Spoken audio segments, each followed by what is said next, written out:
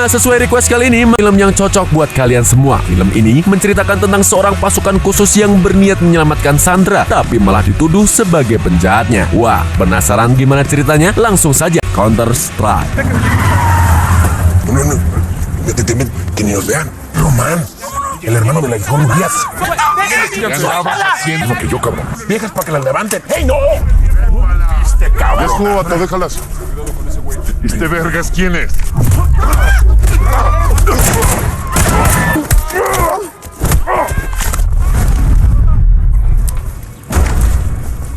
¿Qué chingado está pasando? Nada, no está pasando nada, tranquilos. Baja el arma y suelta al señor. Pero ya.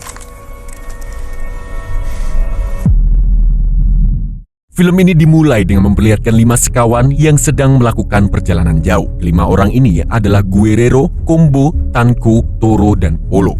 Walaupun mereka terlihat cengengesan, tapi sebenarnya mereka adalah anggota pasukan elit terkuat di Meksiko. Di dalam mobil, mereka tengah sibuk mendiskusikan menu makan siang mereka antara gado-gado atau bebek goreng Haji Selamat. Namun tiba-tiba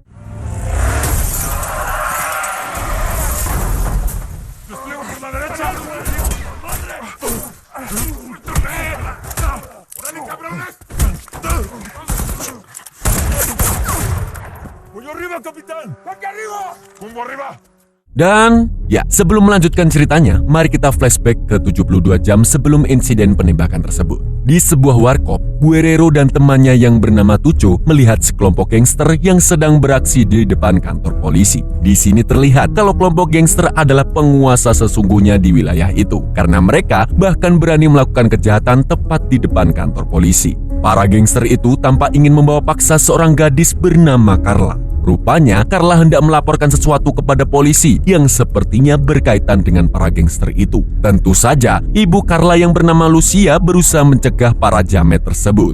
Sayangnya dia hanyalah wanita lemah di depan mereka. Melihat itu, Guerrero sebagai seorang perwira pun tak bisa tinggal diam. Dia lalu menghampiri mereka dan langsung memberikan pelajaran berharga untuk mereka.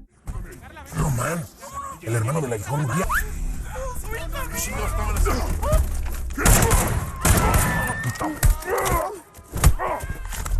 Tidak lama kemudian beberapa polisi keluar dari kantor dan seperti biasa polisi selalu bertindak bodoh. Di sini mereka malah menodongkan pistol ke arah Guerrero yang sedang menyandra Roman si ketua geng. Ya, kadang niat baik memang sering disalahartikan dan malah merugikan kita sendiri. Ade, Shuli. Karena tidak ingin polisi salah paham, akhirnya Guerrero menunjukkan lencana miliknya dan memberitahu bahwa dia adalah seorang kapten dari pasukan elit Meksiko. Saat mengetahui siapa Guerrero sebenarnya, salah satu polisi langsung kicap dan menyuruh anak buahnya untuk menangkap para berandalan tersebut. Soy capitán primero de las Fuerzas Armadas de México. Capitán, ya bajen las armas. Ya bajen las armas. Putísima guacha. Kemudian saat Guerrero hendak pergi, Lucia dan Carla menghampirinya dan memberitahu kalau kedatangan mereka ke kantor polisi karena ingin melaporkan adanya penemuan kuburan massal yang berlokasi tidak jauh dari sana. Saat mengetahui hal itu, pihak kemiliteran pun segera meminta bantuan pasukan khusus dan petugas forensik untuk menyelidiki TKP. Karena untuk kasus sebesar ini, mereka tidak bisa mengandalkan polisi yang tidak bisa diandalkan itu. Dan benar saja, di TKP mereka menemukan banyak jasad beberapa tentara yang dikubur di sekitar area tersebut. Tapi sejauh ini mereka belum tahu siapa pelaku di balik pembantaian itu. Sebagai penghormatan terakhir, pihak militer pun mengadakan prosesi pemakaman bersama para keluarga yang ditinggalkan untuk mengenang jasa para prajurit yang telah gugur tersebut.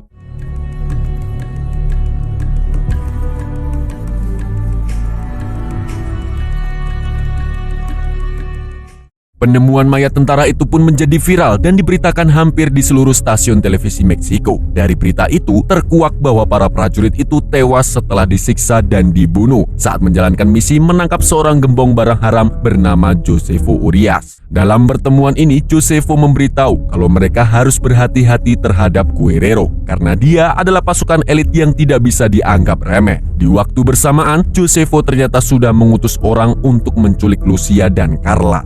Por la espalda y así los vamos a torcer. Pues fuga. Pero, ¿sabes qué? Ya tómatela. Di markas militer, Guerrero tengah mengadakan rapat bersama anggota pasukan lainnya untuk menyusun rencana penangkapan Josefo. Di sini keempat teman Guerrero yaitu Combo, Tanko, Toro, dan Polo juga ikut andil dalam misi. Menurut informasi yang didapatkan, orang yang melakukan pembunuhan tersebut adalah Lalo, anak buah dari Josefo. Mereka pun berencana ingin menangkap Lalo terlebih dahulu agar dia bisa dijadikan umpan untuk menangkap Josefo dan antek-anteknya yang lain. Nos puede proporcionar información muy valiosa, es una buena estrategia. Keesokan harinya, mereka mulai menjalankan misi tersebut. Tidak butuh waktu lama, mereka berhasil meringkus Lalo yang lagi makan pecel lele.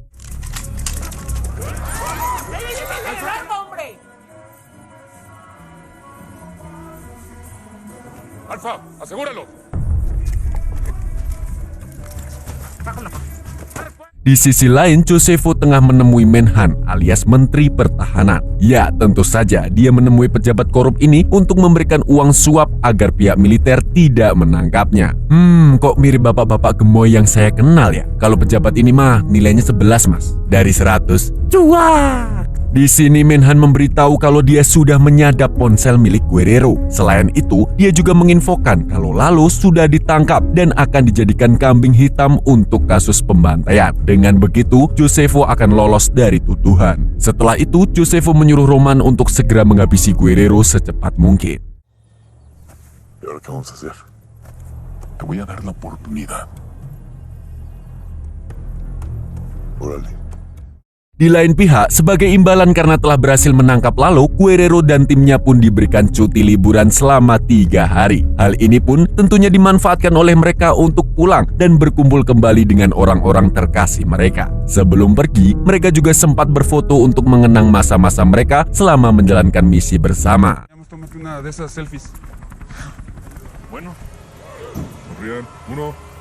Namun siapa yang menduga kalau liburan mereka harus dihadapkan dengan insiden penembakan yang terjadi di awal film tadi. Dari sinilah kita tahu bahwa kelima sekawan ini diserang oleh anak buah Josefo yang ingin menghabisi Guerrero. Tapi sebagai pasukan elit, Guerrero CS mampu menumbangkan mereka dengan mudah. Namun tiba-tiba Roman datang membawa bala bantuan lain untuk menyerang.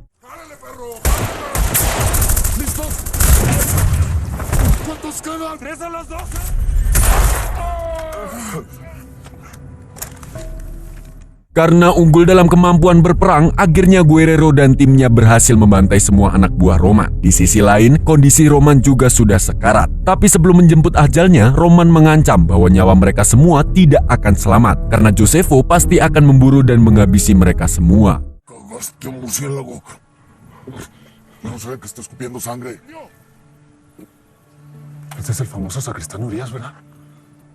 Setelah itu Guerrero dan timnya memutuskan untuk pergi sebelum antek Josefo datang lagi. Di perjalanan, Guerrero juga menghubungi markas militer untuk meminta bantuan dan memberitahu bahwa mereka sedang diburu oleh Josefo dan gengnya. Tidak lama setelah Guerrero dan timnya pergi, Josefo dan anak buahnya datang ke tempat di mana jasad Roman berada. Saat melihat tubuh Roman yang sudah tidak bernyawa, Josefo pun langsung tersulut emosinya dan tidak terima dengan semua ini karena Roman sudah dia anggap seperti saudaranya sendiri. Demi membalas dendam, dia pun menyuruh anak buahnya untuk menangkap Guerrero yang sudah diketahui lokasinya dari ponsel Guerrero yang telah disadap. Ahí va ese cabrón. Síguelo. Di sisi lain, Guerrero dan kawan-kawan masih melanjutkan perjalanan dengan melalui jalur hutan menuju pos keamanan. Sayangnya jejak mereka keburu ketahuan oleh anak buah Josefo. Jadi mau tidak mau, mereka pun harus kembali terlibat dalam baku tembak.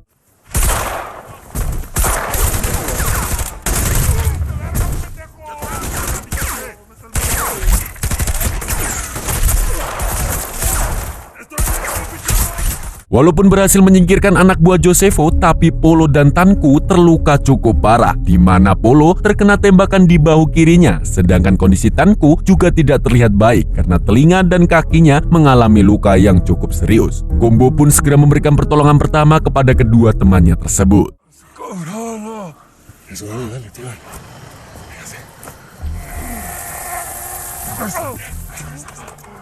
Di sisi lain, ternyata salah satu anak buah Josefo berhasil selamat dan dia melapor pada Josefo tentang apa yang terjadi. Saat itu, Josefo tidak terlihat khawatir sama sekali karena walaupun Guerrero berusaha kabur dan bersembunyi, dia pasti akan dengan mudah menemukannya kembali. Semua ini gara-gara si Menhan busuk itu. Kenapa sih pejabat tuh nggak ada yang benar?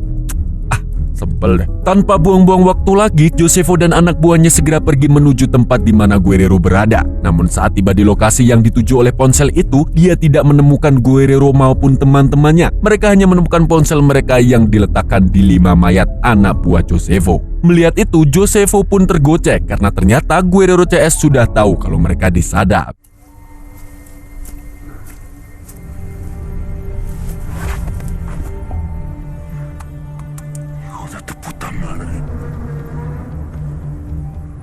Di tempat lain, karena kondisi Polo dan Tanku yang terluka, mereka memutuskan untuk beristirahat sebentar. Combo pun kembali memeriksa luka tembakan Polo dan Tanku yang terlihat semakin memburuk. Sementara itu, Guerrero yang sempat mengambil ponsel milik Roman tampak terkejut saat menemukan sebuah video yang menunjukkan bahwa Menhan selama ini telah bersekongkol dengan Josefo.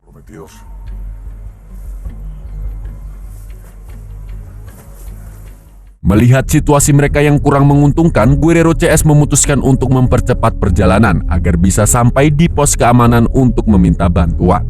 Di tengah perjalanan, mereka melihat ada sebuah rumah yang diduga menjadi markas dari kelompok kriminal. Combo pun menyarankan untuk menyergap rumah itu karena saat ini mereka sangat membutuhkan tempat beristirahat. Apalagi, Combo juga harus segera mengobati luka Polo dan Tanku. Tanpa pikir panjang, mereka langsung menyergap rumah itu dan menumbangkan seluruh kriminal yang ada di sana.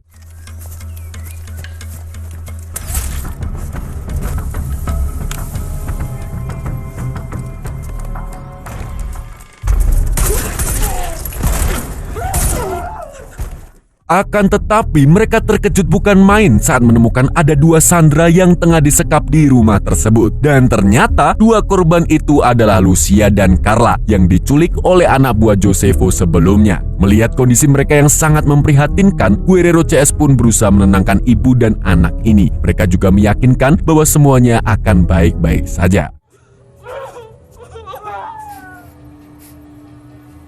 Se les va a brindar la atención de la revisión médica. ¿Cómo te llamas? ¿Me oyes? Selain itu, mereka juga berhasil menemukan beberapa senjata, peluru, dan bahan peledak yang disimpan di rumah tersebut. Karena kali ini, mereka juga perlu melindungi 2 warga sipil. Mereka pun harus semakin waspada dan berhati-hati dalam memutuskan setiap langkah. Walaupun beban yang mereka pikul ini sangatlah berat dan bisa mengancam nyawa, namun sebagai seorang prajurit tidak pernah ada kata menyerah dalam hidup mereka. Mereka akan terus berjuang mati-matian untuk menyelesaikan misi mereka ini. Ahora no somos nada más nosotros. Agarren suficiente munición.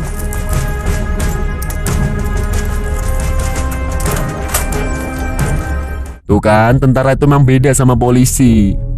Malamnya Guerrero memberitahu Lucia dan Carla kalau mereka saat ini sedang diburu oleh Josefo dan anak buahnya. Karena itulah mereka berencana mengajak Lucia dan Carla untuk pergi malam itu juga menuju ke pos keamanan guna mendapatkan bala bantuan. Sebelum pergi, mereka memasangkan rompi anti peluru untuk Lucia dan Carla serta mengatur formasi di mana 2 warga sipil itu akan berada di tengah-tengah Guerrero CS. Setelah semua persiapan selesai, mereka bersiap pergi dari rumah itu. Namun baru saja keluar dari rumah, mereka langsung dikejutkan dengan serangan Josefo yang dar-der-dor.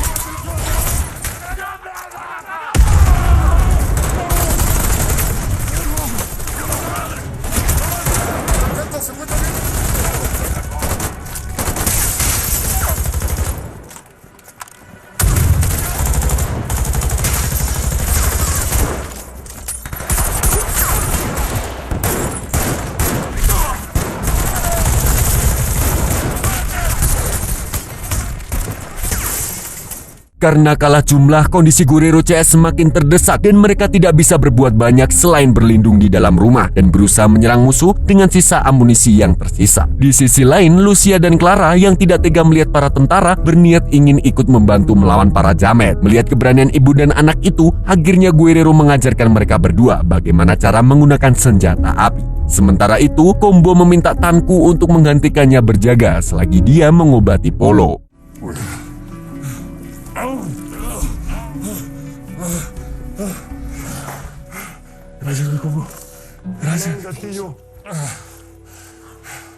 Di luar, Josefo dan anak buahnya terus melancarkan tembakan tanpa henti ke arah rumah itu, hingga membuat Guerrero dan yang lainnya berusaha berlindung dari serangan tersebut. Barulah saat anak buah Josefo mengisi amunisi, Guerrero dan tim langsung menyerang.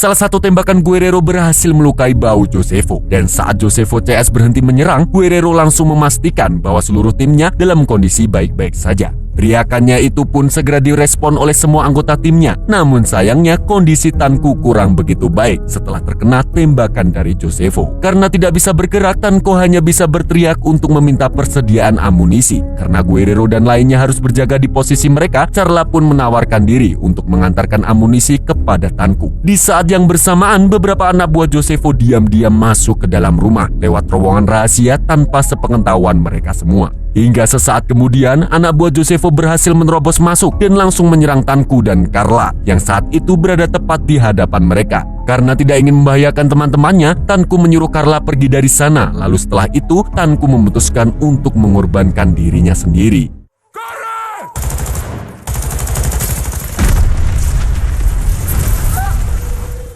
Tanque.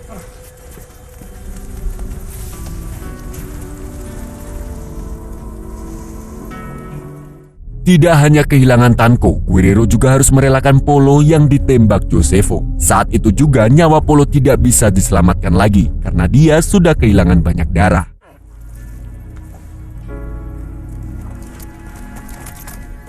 Tidak hanya Guerrero dan kedua temannya yang bersedih, Lucia dan Carla pun ikut merasakan kehilangan mereka berdua yang telah berjasa menyelamatkan mereka. Mereka berdua mendoakan agar amal ibadah Tanku dan Polo diterima di sisi Tuhan. Di sisi lain, Josefo yang tinggal sendirian pun terpaksa menyerah dan langsung menurunkan senjatanya. Tapi sebagai gantinya, dia meminta untuk bertarung 1 lawan 1 dengan Guerrero selayaknya pria sejati. Sebagai seorang tentara, Guerrero pun tidak bisa melukai seseorang yang tidak bersenjata. Karena itulah dia menerima tantangan Josefo untuk berduel dengan tangan kosong.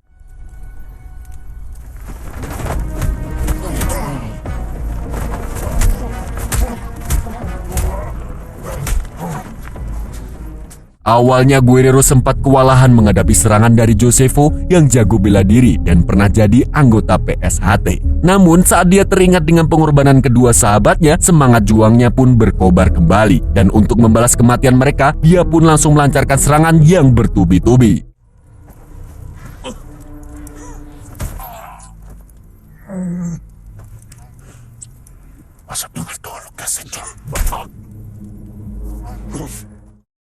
Setelah menumbangkan Josefo, Guerrero menghampiri yang lain dan mengatakan bahwa semuanya telah berakhir. Di sini kita bisa melihat jiwa patriot Guerrero yang terpancar dari darah-darah pengorbanan di tubuhnya. Ini semua jadi mengingatkan saya pada TNI yang rela mengorbankan waktu dan tenaga mereka demi melindungi republik kita ini dan demi melindungi kita semua. Keesokan paginya, setelah melewati pertarungan yang penuh dengan pengorbanan, akhirnya bala bantuan pun tiba untuk menyelamatkan mereka. Josefo yang sudah sekarat pun langsung ditangkap untuk diproses secara hukum. Guerrero memang sengaja tidak membunuhnya agar Josefo bisa menjadi saksi di pengadilan dan menyeret para pejabat yang bekerja sama dengannya, termasuk si Menhan busuk itu. Sementara Guerrero, Combo, Toro, Lucia, dan Carla dipulangkan dengan helikopter. Walaupun mereka harus pulang dengan rasa sedih karena kehilangan kedua sahabat mereka, tapi kenangan Polo dan Tanku tidak akan pernah hilang dan tetap berada di hati mereka untuk selamanya. Dan film pun tamat.